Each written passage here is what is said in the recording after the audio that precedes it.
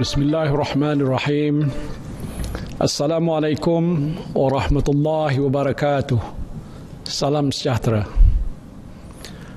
Saudara-saudari rakyat Malaysia yang saya kasihi, apa khabar semua? Saya harap saudara-saudari sihat sejahtera bersama keluarga di rumah. Bagi yang sedang bekerja, selamat bekerja dan jaga kesihatan. Sentiasa amalkan penjarakan sosial, jaga kebersihan diri, dan apabila balik ke rumah jangan lupa mandi dulu. Kemudian barulah buat apa-apa aktiviti bersama keluarga. Di awal ucapan saya ini, saya nak menzahirkan rasa terima kasih dan penghargaan saya kepada anda semua sebagai rakyat Malaysia. Anda adalah manusia yang hebat. Doktor dan jururawat yang berada di barisan hadapan, anda mengambil risiko setiap kali melangkah masuk ke ward. Tetapi anda terus melangkah dengan gagah untuk menyelamatkan nyawa orang lain. Walaupun letih, anda tidak mengeluh, tetapi terus berkhidmat dengan cekal. Terima kasih yang tak terhingga saya ucapkan.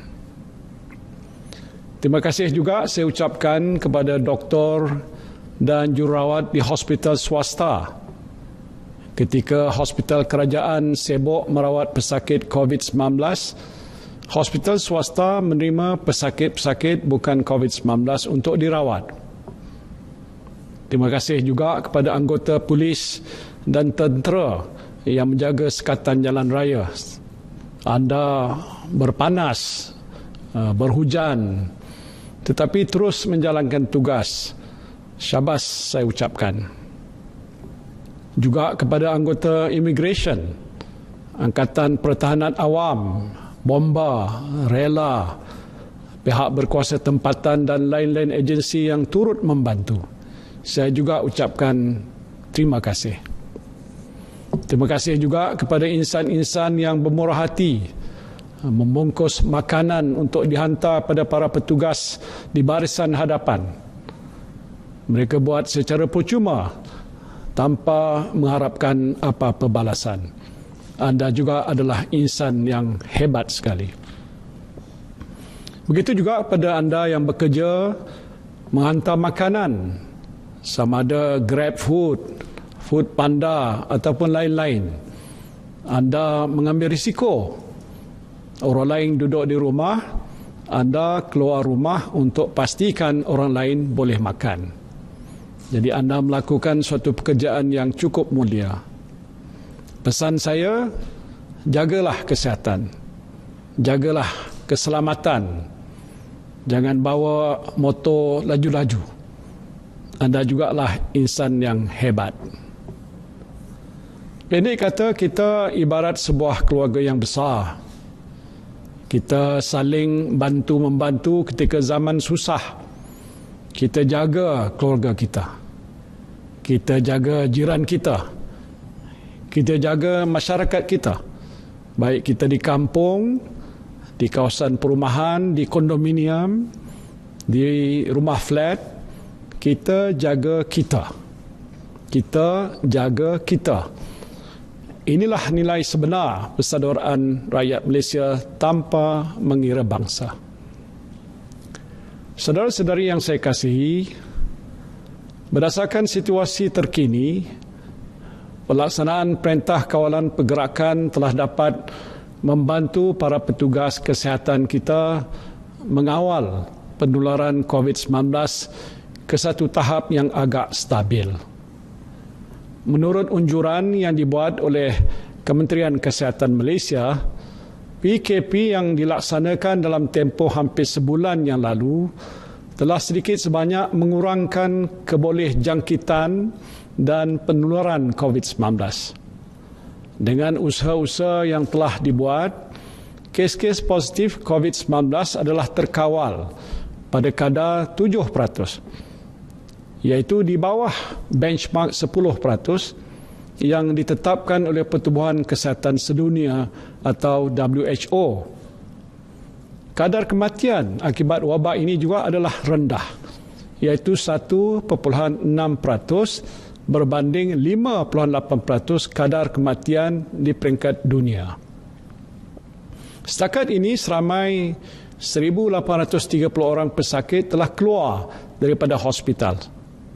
Dan ini bermakna 43% pesakit COVID-19 telah pulih. Syukur Alhamdulillah.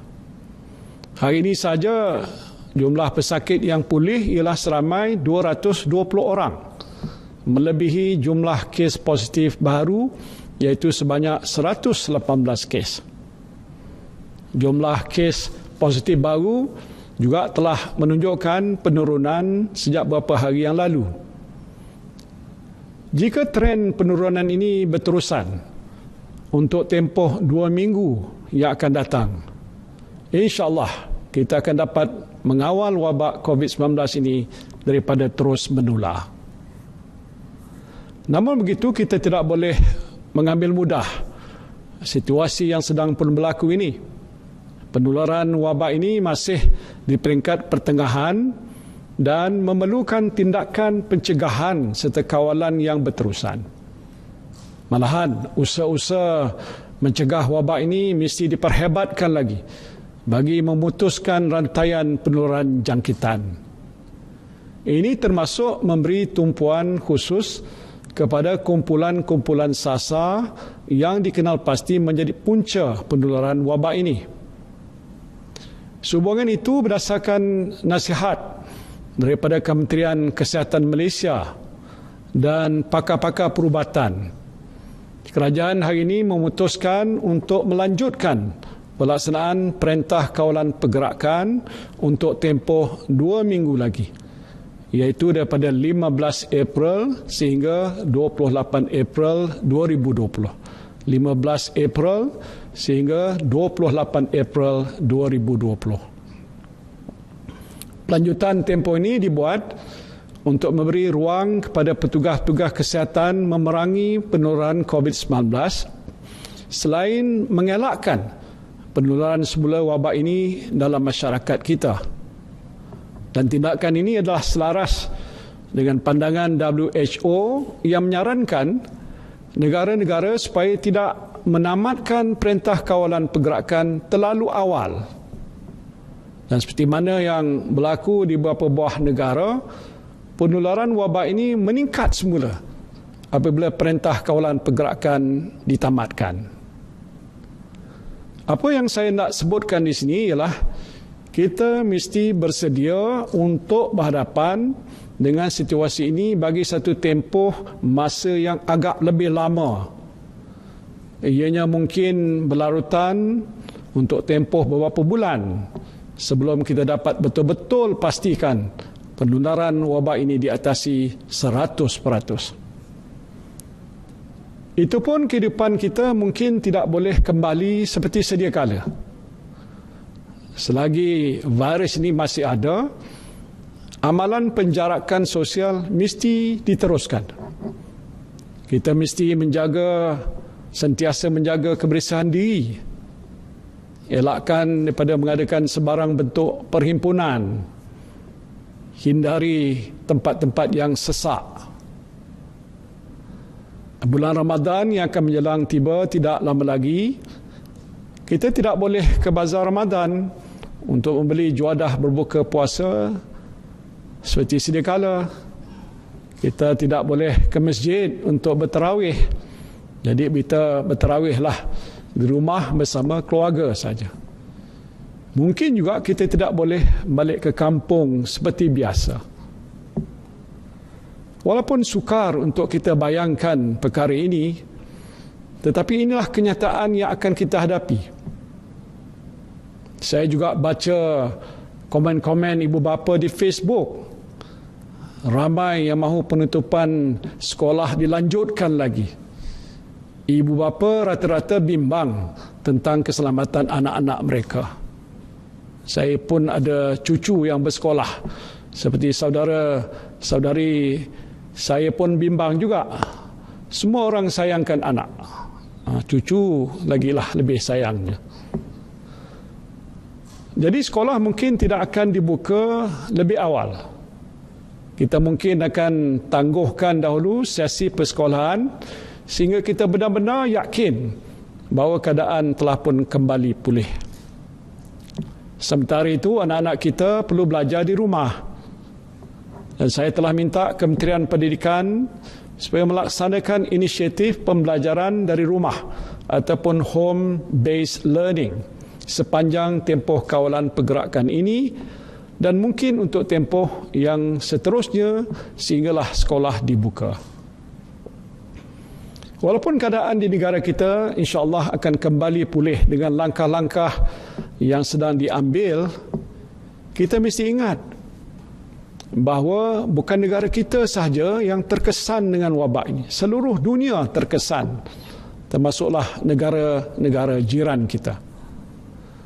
Saya nak beritahu di sepanjang sempadan negara kita ni banyak terdapat lorong-lorong tikus. Pendatang asing tanpa izin biasanya bolos menerusi lorong-lorong ini. Jika kita tidak tingkatkan kawalan, mereka mungkin bolos dan membawa virus masuk ke negara kita. Na'udzubillah. Jadi saya telah arahkan Ketua Polis Negara, Panglima Angkatan Tentera, Ketua Pengarah Agensi Penguatkuasaan Maritim Malaysia, Immigration, Rela dan lain-lain agensi yang berkaitan supaya perketatkan kawalan di sepanjang sempadan negara kita. Ringkasnya saudara-saudara, kehidupan kita untuk bulan-bulan ataupun tahun yang mendatang ini tidak akan kembali seperti biasa. Kita akan menjalani kehidupan dengan the new normal atau kebiasaan baru, new normal. Apa yang biasa kita buat dahulu tak boleh kita buat sekarang ini lagi. Contohnya mudah, berjabat tangan ataupun bersalam. Kalau dahulu kita berjabat tangan bila berjumpa adalah satu perkara yang biasa dibuat. Kalau tak dibuat, ianya dianggap janggal ataupun tak beradab. Tetapi sekarang ini lain. Kita tak boleh berjabat tangan bila berjumpa untuk mengelakkan jangkitan virus. Mungkin kita tunduk macam orang Jepun tunduk saja sebagai tanda hormat. Jadi ini adalah yang disebutkan tadi the new normal ataupun kebiasaan baru. Begitu juga perkara yang kita tak biasa buat sebelum ni seperti basuh tangan. Sekarang dan untuk masa yang akan datang kita mesti biasakan membasuh tangan dengan lebih kerap lagi. Gunakan sabun ataupun hand sanitizer dan sebagainya. Juga memakai face mask. Banyak lagi contoh-contoh lain yang tak perlu saya sebutkan kerana saya fikir saudara-saudari faham maksud kebiasaan baru yang mesti kita amalkan dalam menjalani kehidupan seharian untuk tempoh yang mendatang. Saudara-saudari yang saya kasihi sekalian, saya faham bahawa ekonomi negara kita terjejas kerana sekatan-sekatan yang dibuat terhadap aktiviti perusahaan, perkilangan dan perniagaan sepanjang tempoh PKP berkuat kuasa. Dan untuk itu kerajaan bersetuju supaya beberapa sektor ekonomi yang terpilih saja akan dibuka semula secara berperingkat-peringkat dengan garis panduan penjagaan kesihatan dan kawalan pergerakan yang ketat. Sebuah jawatankuasa khas Kabinet yang dipengusikan bersama oleh Menteri Kanan, Perdagangan Antarabangsa dan Industri dan Menteri Kanan Pertahanan diwujudkan untuk meneliti senarai sektor-sektor ekonomi yang terpilih untuk dibuka secara berperingkat. Saya ingin tegaskan bahawa pembukaan beberapa sektor yang terhad ini bukan bermaksud kita melonggarkan perintah kawalan pergerakan. Perintah ini masih berkuat kuasa dan semua arahan yang dikeluarkan oleh pihak berkuasa mestilah dipatuhi. Jika terdapat pengusaha kilang ataupun syarikat yang melanggar peraturan, kerajaan akan menarik balik kebenaran yang diberikan. Senarai sektor ini akan diumumkan oleh kerajaan dalam masa yang terdekat ini.